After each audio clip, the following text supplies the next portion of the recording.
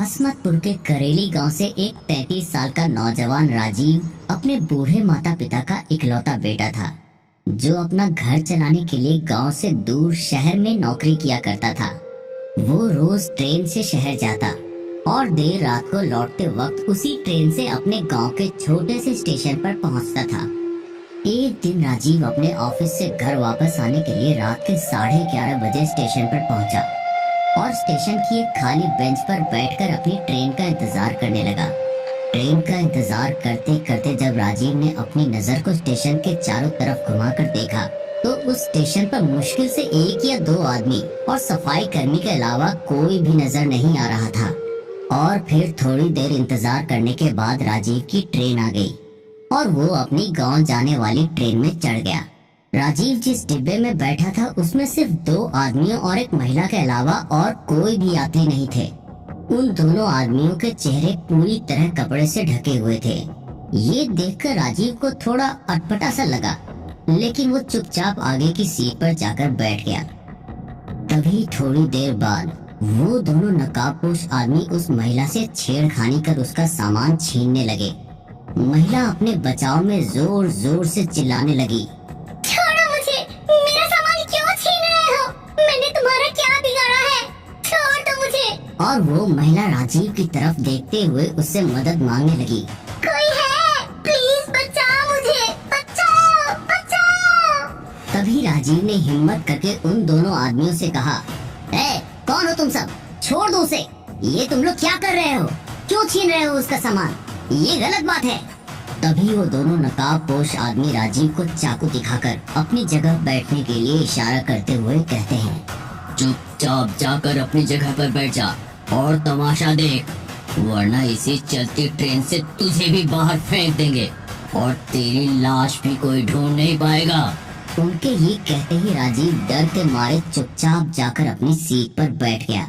और तभी वो दोनों लुटेरे महिला से उसका सारा सोने का सामान और सारे पैसे छीनकर उस महिला को चलती ट्रेन से बाहर फेंक देते हैं। उनकी इस हरकत के बाद राजीव बिल्कुल स्तब्ध होकर बैठ जाता है और थोड़ी ही देर बाद वो दोनों लुटेरे अगले स्टेशन पर उतरकर भाग जाते हैं। राजीव इस घटना के बाद से बहुत ही घबराया हुआ था, लेकिन वो मजबूरी में चुपचाप अपने आप को संभाले हुए अपनी सीट पर बैठा अपनी मंजिल की ओर बढ़ता चला जा रहा था। अब राजीव उस बॉगी में बिल्कुल अकेला सफर कर रहा था। थोड़ी ही देर बाद अगले स्टेशन पर गाड़ी रुकती है और राजीव देखता है कि वो स्टेशन रात के घनघोर अंधेरे की तरह बिल्कुल सुनसान पड़ा हुआ था और वहाँ से कोई भी पैसेंजर ट्रेन में नहीं चढ़ा कि तभी अचानक एक पागल बुढ़िया भयानक मुस्कान लिए खिड़की में से राजीव का हाथ खींचने लगी। राजीव की नजर जैसे ही खिड़की पर पड़ी वो एकदम से डर गया और उसको भगाने लगा। अरे हटो हटो, निकलो यहाँ से, जाओ हटो। वो पागल बुढ़िया राजीव से कुछ खाने को मांगने लगी। राजीव ने कहा, मेरे पास कुछ भी नहीं है, जाओ यहाँ से, जाओ हटो। ये कहकर राजीव अपना मुंह फेर लेता है। तभी अचानक वो पागल बुढ़िया खिड़की से ओझल हो जाती है।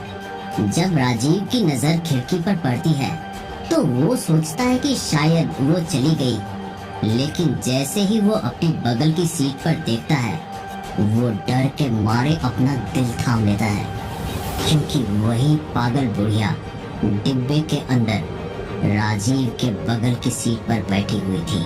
और तभी ट्रेन चलने लगती है। ये देख राजीव ने तुरंत उस पागल बुढ़िया को अपने बगल से हटाया और जाने को कहा, अरे हटो, दूसरी सीट पर जाकर बैठो, यहाँ से हटो, जाओ हटो। राजीव को अब डर लगने लगा था, क्योंकि बॉगी में उस पागल बुढ़िया के अलावा और कोई भी नहीं था।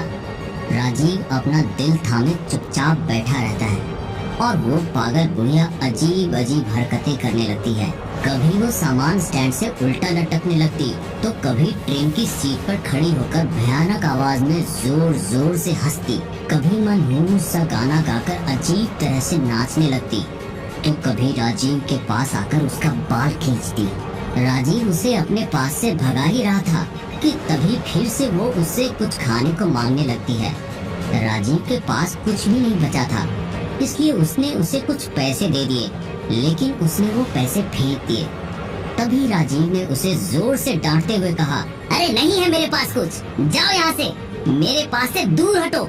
और फिर वो पागल बुढ़िया डरावने तरीके से मुंह बनाने लगी और फिर एक अजीब मनहूस गाना गाते हुए अजीब तरह से नाचते हुए पूरे बॉगी में दौड़ने लगी। राजीव अब ये सोच रहा था कि जैसे ही अगला स्टेशन आएगा वो उतरकर बॉगी बदल लेगा। तभी अचानक वो पागल बुढ़िया दरवाजे से अपना हाथ बाहर निकालकर लहराते हुए डरावनी आवाज में गाना गाते गाते एक पोल से जोर से टकरा गई और उस टक्कर से उसका खून से लथपथ शरीर उसी ट्रेन की जमीन पर गिर पड़ा और उसकी मौत हो गई। अपने सामने खून से लथपथ लाश देखकर राजीव को अब बहुत डर लगने लगा था। वो डर के मारे पसीने पसीने हो गया और उस पागल बुढ़िया की खौफनाक लाश देखकर वो घबरा के जल्दी से बॉगी के पीछे वाले दरवाजे पर जाकर खड़ा हो गया, ताकि जैसे ही अगला स्टेशन आए वो बॉगी बदलकर दूसरी बॉगी में सवार हो जाए, क्योंकि एक डरावनी लाश के साथ अकेले रात के अंधेरे में सफर करना राजीव के लिए खौफनाक होता जा रहा था। उसकी धड़कनें लगातार तेज होती जा रही थी। डर के मारे कभी राजीव गेट से बाहर अंधेरे में आगे बढ़ रही झाड़ियों को देखता, तो कभी ट्रेन के अंदर पड़ी खून से लथपथ उस लाश को जो बिल्कुल बेसुध पड़ी हुई अपनी खूनी आंखों से मानो राजीव को ही घूर रही थी। राजीव ने डर के मारे उस लाश से नजर हटाकर फिर से बाहर देखना शुरू किया और जब दोबारा फिर से उस लाश की तरफ देखा तो वो लाश अब खड़ी हो चुकी थी और खून से लथपथ एक भयानक मुस्कान के साथ हंसते हुए राजीव को घूरने लगी। ये देख राजीव अब और भी ज्यादा डर गया और वो बुढ़िया खून से लथपथ उसी हालत में अपना वही मनहूस गाना गाने लगी और मुस्कुराते हुए राजीव की तरफ धीरे धीरे बढ़ने लगी। राजीव डर के मारे दरवाजे से चिपक कर डरती हुई आवाज में चिल्लाने लगा, मुझे मत मारो, छोड़ दो मुझे, चली जाओ यहाँ से, मुझे जाने दो प्लीज। तभी उस पागल बुढ़िया की लाश राजीव की तरफ बढ़ते बढ़ते एकदम अचानक धड़ाम से ट्रेन की जमीन पर गिर पड़ती है और फिर वो एक लाश की तरह राजीव के सामने गिरी हुई होती है। राजीव चैन की सांस लेता है। तभी अगला स्टेशन आने से पहले ही ट्रेन एक जंगल में रुक जाती है। वो लाश फिर से जिंदा होकर उसे मार न डाले, इसी डर के मारे राजीव इस मौके का फायदा उठाकर बिना पीछे देखे डर के मारे उस जंगल में ही उतर जाता है और जैसे ही वो दूसरी बॉगी के दरवाजे तक दौड़ते हुए पहुंचने की कोशिश करता है कि तभी ट्रेन की रफ्तार तेज हो जाती है।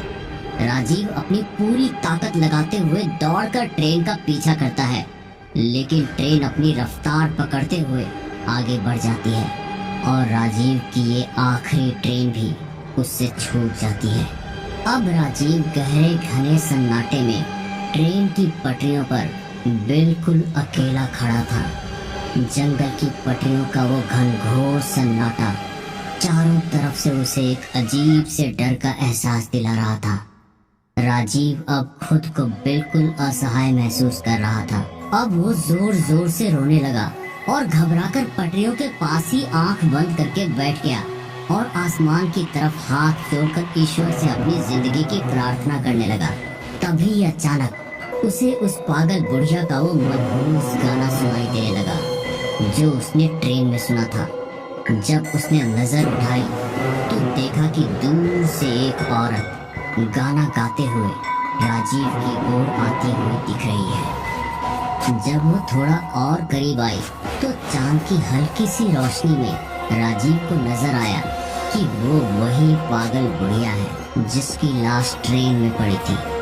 ये देख राजीव का डर अब भयानक खौफ में बदल गया। वो पागल बुढ़िया खून से लथपथ नाचती हुई उसके तरफ बढ़ती जा रही थी। राजीव उसे देखकर मन ही मन सोचने लगा, अरे ये तो वही पागल बुढ़िया है, कहीं ये मेरा पीछा करते करते ट्रेन से मेरे साथ ही तो नहीं उतर गई। लेकिन ये तो मर चुकी थी, फिर यहाँ कैसे आई? राजीव के मन में डर के मारे तमाम सवाल उठ रहे थे, लेकिन इन सवालों के जवाब का उसके पास बिल्कुल भी वक्त नहीं था, क्योंकि वो पागल बुढ़िया लगातार उसके करीब आती जा रही थी। तभी वो बुढ़िया नाचते नाचते राजीव के सामने आकर खड़ी हो गई। राजीव ने देखा कि उसका शरीर खून से लथपथ था और उसके पैर जमीन पर नहीं थे, बल्कि वो हवा में उड़ रही थी और देखने में बहुत ही भयानक लग रही थी। वो राजीव को लगातार मनहूस आवाज में गाना सुनाते हुए हवा में ही नाच रही थी। ये देख राजीव की सांस रुक जाती है और वो बेहोश होकर पटरियों पर ही गिर जाता है। तभी अचानक तेज रफ्तार में आती एक ट्रेन राजीव को बेदर्दी से कुचलते हुए तेज रफ्तार से आगे बढ़ जाती है और राजीव की वही मौत हो जाती है। राजीव की इस दर्दनाक मौत के बाद से अब उन पटरियों से जाने वाली हर ट्रेन के यात्रियों को रात के 12 बजे के बाद राजीव की आत्मा उन्हीं पटरियों पर खड़ी दिखाई देती है, जिसके चारों ओर एक भयानक बुढ़िया वही मनहूस गाना गाते हुए हवा में नाचती हुई दिखाई देती है।